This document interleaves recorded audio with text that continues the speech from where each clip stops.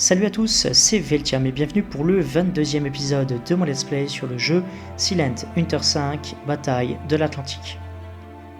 Alors lors du précédent épisode, on avait tout simplement coulé 5 navires marchands et également un cuirassé qui était assez bien protégé.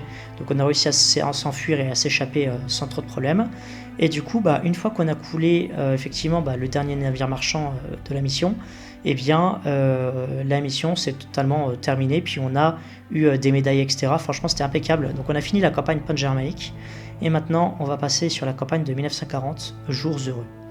Alors je vais vous lire le texte qu'il y a juste ici, mais avant ça je vais juste vous détailler les dates. Donc ça part du 20 juin 1940 jusqu'au 1er mars 1941. Donc il faut savoir qu'on aura sûrement les ports en France, parce que la France tout simplement a capitulé en juin 1940. Et du coup les Allemands sont arrivés en France et ils ont utilisé les bases navales pour justement ravitailler les sous-marins, etc. Donc voilà, la France vaincue, l'Angleterre est isolée.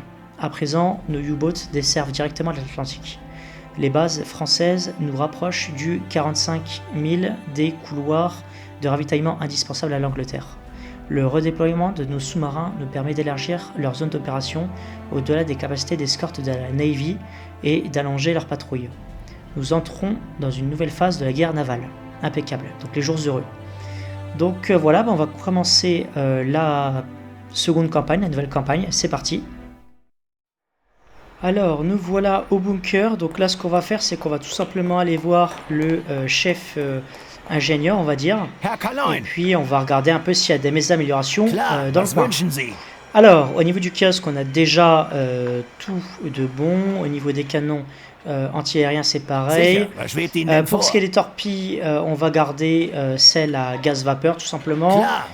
Au niveau du capteur, c'est bon. Au niveau du lance-leur, il n'y a rien. Pareil pour le récepteur radar post-DCF, ou du moins TSF. Et pour tout ce qui est du reste, c'est parfait, on a déjà tout ce qu'il faut. Donc là, aucune dépense pour cet épisode. Donc on va aller voir le capitaine de frégate, c'est parti. Ou de corvette, je confonds à chaque fois, je crois que c'est corvette. C'est parti, quels sont les ordres de mission? Glückwunsch, gute Arbeit. Ich bin sicher, dass sich das britische Kriegskabinett in diesem Moment über Nach unserem erfolgreichen Blitzkrieg durch Frankreich haben wir jetzt Zugang zu strategisch wichtigen Basen, von denen wir direkt in den Nordatlantik kommen. Das bedeutet, dass unsere U-Boote jetzt die britischen Nachschublinien angreifen können, die außerhalb der begrenzten Reichweite ihrer Eskorten liegen. Wir wollen diese Entwicklung ausnutzen und gruppieren unsere Boote an der Front um. Sie werden umgehend zur 2. Flottille abkommandiert, die jetzt in Lorient liegt. Unsere laufenden Bemühungen gegen britische Geleitzüge treten in eine neue Phase ein, denn wir haben nun genügend Boote, um zum ersten Mal auf die Rudeltaktik zu setzen. Wie von Vizeadmiral Dönitz vor dem Krieg beschrieben, können mehrere eng zusammenarbeitende U-Boote leichter Geleitzüge finden und deren Zerstörerschirm durchdringen. Außerdem wird im nächsten Monat die lang ersehnte Luftoffensive gegen Großbritannien gestartet. Wir erwarten von Ihnen, dass Sie die Kameraden von der Luftwaffe nach besten Kräften unterstützen. Wir zählen auf Sie. Machen Sie uns keine Schande. Alors, au niveau de la situation, donc on a conquis la Norvège, la Pologne aussi précédemment.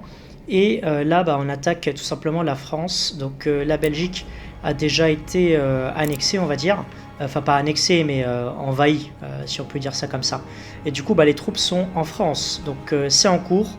Si la France tombe aux mains du Reich, eh bien on aura 5 ports en plus. Et encore, je crois qu'il y a le port aussi du nord de Dieppe. Donc on aura 5 ports du côté de l'océan Atlantique. Donc le port de Brest, le port de Lorient, le port de Saint-Nazaire, le port de La Pallice, donc ça c'est vers La Rochelle, et le port de Bordeaux. Très bien, et franchement ça serait impeccable, ça nous éviterait de passer par le nord de l'Angleterre ou par la Manche, parce que c'est assez risqué ça, et du coup ça serait tout bénéfique. Alors, du coup, vu qu'on est le 20 juin 1940, la France ne va pas tarder à tomber, parce que de mes souvenirs, c'est aux alentours, effectivement, du 20 juin, justement, que la France est tombée. Donc peut-être le 21-22, je ne sais plus exactement c'est quoi l'armistice, mais c'est dans ces eaux-là. Donc voilà, c'est parti, on va pouvoir sélectionner des missions. Donc on va regarder les 3 missions tout simplement, puis on va prendre celle qui nous intéresse le plus. Ok, on va déjà s'intéresser à la mission eaux côtières anglaise. Couler 5000 tonnes dans les eaux côtières anglaises. Donc ça c'est une des missions qu'on avait déjà effectuées à l'époque. Et là on va retourner dans cette zone pour recouler du navire. Donc on doit remplir cette mission avant le 1er janvier 1941. Les Anglais sont tributaires des navires marchands non seulement pour assurer leur ravitaillement, mais aussi pour les transporteurs, ou du moins pour les transporter aux 4 coins de la nation au gré des besoins. En somme, les zones côtières sont riches en tonnage à couler. Un système de convoi a bien sûr été mis en place, mais sans escorte. Les Anglais pensent que les patrouilles aériennes et les champs de mines suffisent à assurer leur protection. Alors malheureusement pour eux, ça n'est pas le cas. Donc ce qu'on va faire, c'est qu'on va tout simplement sélectionner cette mission, et puis on fera les autres missions par la suite quand on aura déjà fait la mission la plus proche. Donc voilà, ça c'est fait. Du coup, on va commencer directement la patrouille, et puis c'est parti, hein, j'ai envie de dire. Donc voilà, ça fait peut-être une semaine que j'ai pas rejoué au jeu, donc ça fait plaisir de reprendre. Et du coup, j'espère qu'on va couler un maximum de navires ennemis. Alors pour cet épisode, on aura des points, je pense, de compétences à mettre en place, tout simplement à appliquer. Donc, voilà.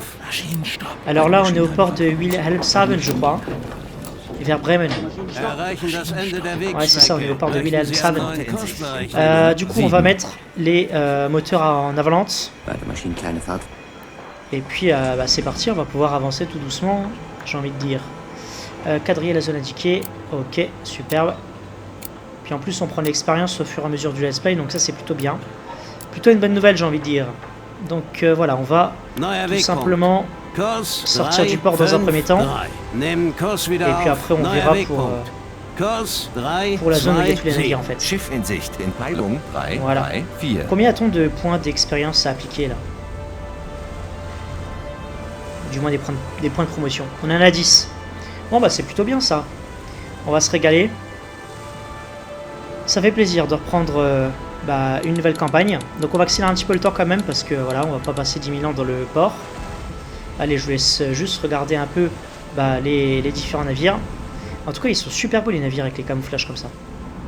On voit mieux avec la vue sans jumelles. C'est magnifique.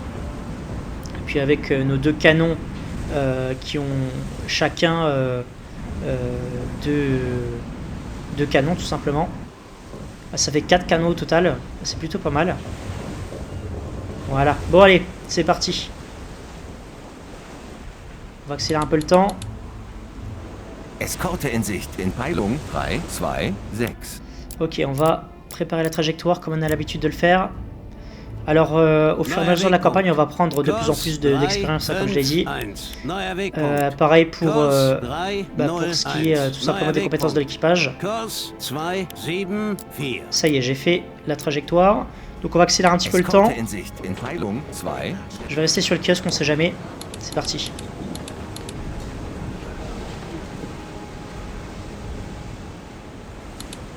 Eskorte in Sicht in Peilung 3, 1, 8. Ok, on se débrouille pas trop mal pour le moment. Impeccable.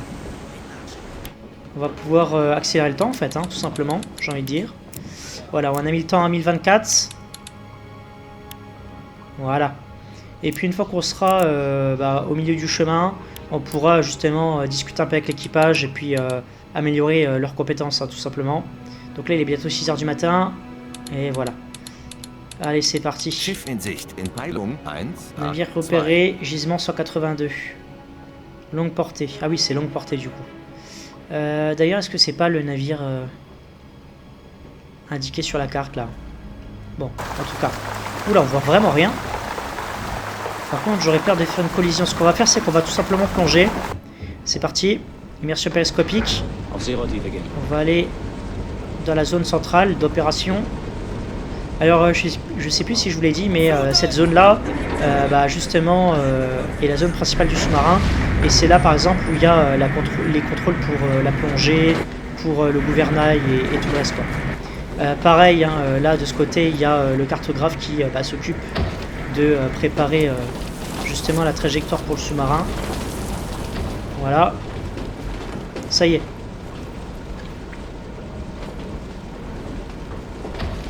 Impeccable.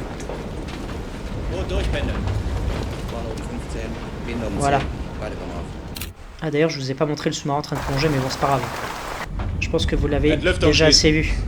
Magnifique. On n'a pas beaucoup de fond par contre. Hein. Pied de pilote. On a combien? Ouah, 10 mètres de profondeur. Et bah dis donc. 1,0 Meter. Tiefe Okay. unter Kiel beträgt 0,46. Bon bref, ok, passons aux choses sérieuses.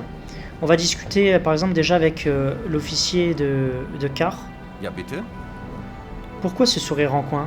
Ach, nur so, Herr Kaloin. Ich achte darauf, dass meine Männer auf Zack bleiben. Oh, pour rien, capitaine. Je vérifie que mes hommes restent attentifs, voilà tout. Vous connaissant, c'est que vous mijotez quelque chose. Nun, ich versuche nur meinen Jungs auf kreative Art und Weise abzugewöhnen, auf ihrem Posten einzuschlafen. Disons que j'ai trouvé un moyen original d'éviter qu'ils s'endorment à leur poste. En l'occurrence, Also, Benno schläft oft am Horchgerät ein. Also haben wir sein Mikrofon in der Toilette versteckt als Willi. Also Willi sprengt grundsätzlich die Toilettenschüssel, verstehen Sie? Ich will damit sagen, dass Benno einen schönen lauten Weckruf bekommen hat.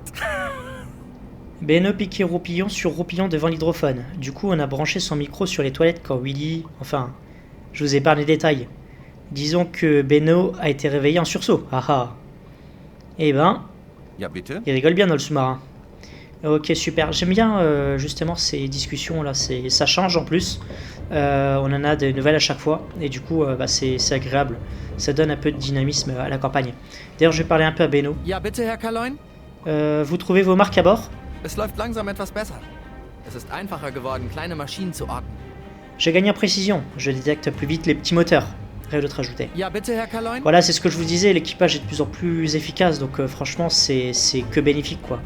Et puis, comme je vous dis, hein, je prends aussi de l'expérience, et puis voilà, on devient effectivement de plus en plus performant. Et d'ailleurs, heureusement, parce que plus la campagne évoluera, et plus ça sera compliqué, parce que les Anglais, ils ont on va dire, des navires un peu plus armés, ils auront bientôt détecté les codes de la machine Enigma. Donc ils sauront justement les communications, ils pourront détecter les communications. Et c'est quoi la troisième chose? C'est qu'ils ont des meilleurs appareils pour détecter les navires et les sous-marins. En tout cas surtout les sous-marins. Donc, voilà. Et puis ils ont aussi des avions qui permettent d'avoir des bombes, etc. Donc ça va être un peu compliqué par la suite, mais bon, profitons pour le moment. Je vais parler à Wolfram. Ja, C'est bitte, Herr parti. Kaloin? Quelle nouvelle de Ram? Er soll wohl draußen auf dem Atlantik jagen. Seine Koordinaten kenne ich nicht. Ich sage Ihnen Bescheid, sobald ich was erfahre. Alors Ram, je crois que c'est un autre capitaine. Hein. Il paraît qu'il chasse dans l'Atlantique. Où? Je ne sais pas. Je vous avertirai si j'apprends quelque chose. Ok, super. Ja, bitte, Herr Kaloin? Impeccable. En tout cas, l'équipage a le moral, hein, ça je vous le dis. Et ça fait plaisir. Du coup, je peux parler avec l'ingénieur en chef. Que devient votre femme? Sie fühlt sich mittlerweile etwas besser. Meine Eltern sind ja eine große Hilfe. Wenn ich doch etwas für sie tun könnte. Elle se sent mieux. Mes parents sont près d'elle et ça facilite les choses. Ça me désole de ne pas être à son chevet. Pourquoi ne pas lui avoir envoyé une photo de notre départ? Ça lui ferait plaisir. Ou du moins, ça lui fera plaisir. Das bezweifle ich. Wir kennen Greta doch. Sie hat nie verstanden, was mich an diesen schwimmenden Särgen fasziniert. J'en doute, vous connaissez Greta. Elle n'a jamais aimé une chère cercueil aquatique. Vous faites du bon travail, continuez. Ja, bitte? Impeccable. Ils ont tous le moral, en tout cas dans le sous-marin, ça fait plaisir. Alors, au niveau des compétences, on parlera au reste de l'équipage dans de prochains épisodes. On va directement écouter à l'hydrophone, pourquoi pas. Allez, machine, stop.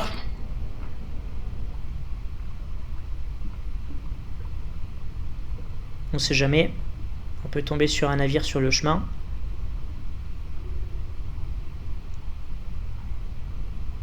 Mais pour l'instant, rien. Ok. Alors, du coup, je vais parler à Ja, Beno. bitte, Herr Kaloin? Ok, il a toutes les compétences au maximum, c'est vrai, j'avais oublié ça. Alors, quelle personne on peut aller voir? Je pense que le moral est extrêmement important lors des patrouilles. Du coup, on va pouvoir aller parler au Bosco, à l'arrière du navire pour justement améliorer ses compétences, je pense. Alors ici, quelle est la compétence qu'on peut améliorer? Réduire le temps de chargement des torpilles. En vrai, ça peut être intéressant. Parce que si on est en convoi, à l'avant du convoi, et qu'on envoie toutes les torpilles sur les navires, eh bien, on pourrait recharger assez vite pour tirer sur les navires de l'arrière du convoi. En vrai, pourquoi pas. Je vais laisser ça de côté.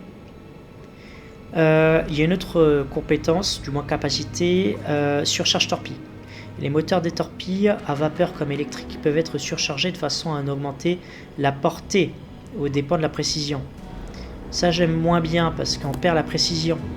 Et la portée en général, on n'a pas de problème au niveau de ça parce que c'est tout simplement des tirs rapprochés qu'on fait en fait. Donc voilà.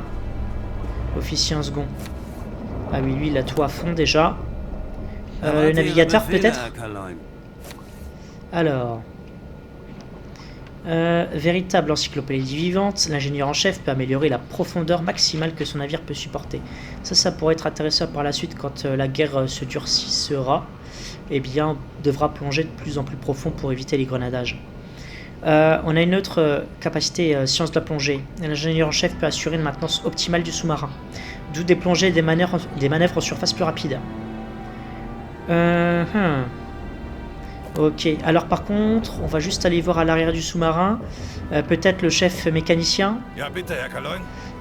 C'est ça que j'aime bien aussi, c'est que on n'améliore pas tout d'un coup, comme ça d'un claquement de doigts, il faut réfléchir à qui on va améliorer les compétences.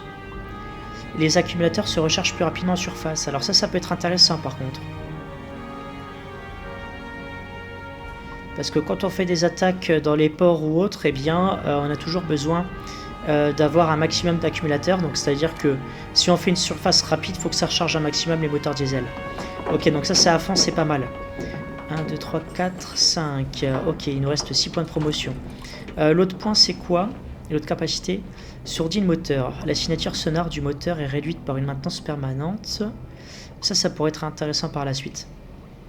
Je pense qu'on va plus se baser sur le moral actuellement.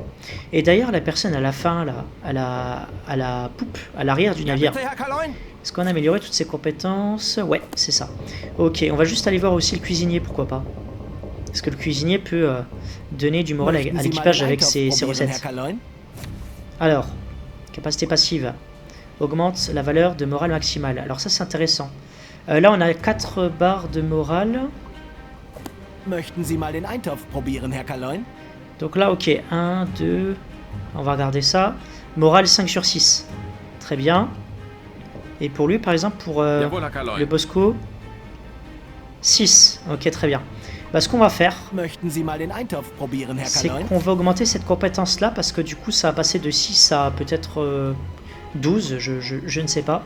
Donc capacité passive, capacité morale, augmente la valeur de morale maximale. Donc c'est parti. On va améliorer ça. Voilà. Ah oui, c'est magnifique, ça y est. Ah oui, effectivement, le moral est maintenant sur 11. Bon bah c'est top ça. Il y a encore un point de promotion qu'on peut donner, donc on va peut-être voir le Bosco. Jawohl, Kaloin. Jawohl, Kaloin. Alors, l'équipage est susceptible de se démoraliser au fil des jours en mer, mais un officier assuré peut contrebalancer cette lassitude. Allez hop, c'est parti. Magnifique. Voilà, il y a quelques hommes d'équipage qui se reposent. Et voilà, c'est beau. Ça c'est mon lit, le lit du commandant. D'ailleurs, on peut se reposer. Magnifique. Bon bah voilà. C'est beau. Je pense qu'on va faire surface. C'est parti. Auftauchen. Moteur à 3. Ah, attendez, quoique. Il fait pas très beau quand même. Non, on va rester en plongée en fait. On va rester en plongée, en immersion télescopique, et puis on va se diriger vers la zone tout simplement. Donc on va s'en arrêter là pour cet épisode, et quant à moi je vous dis ciao, et à la prochaine.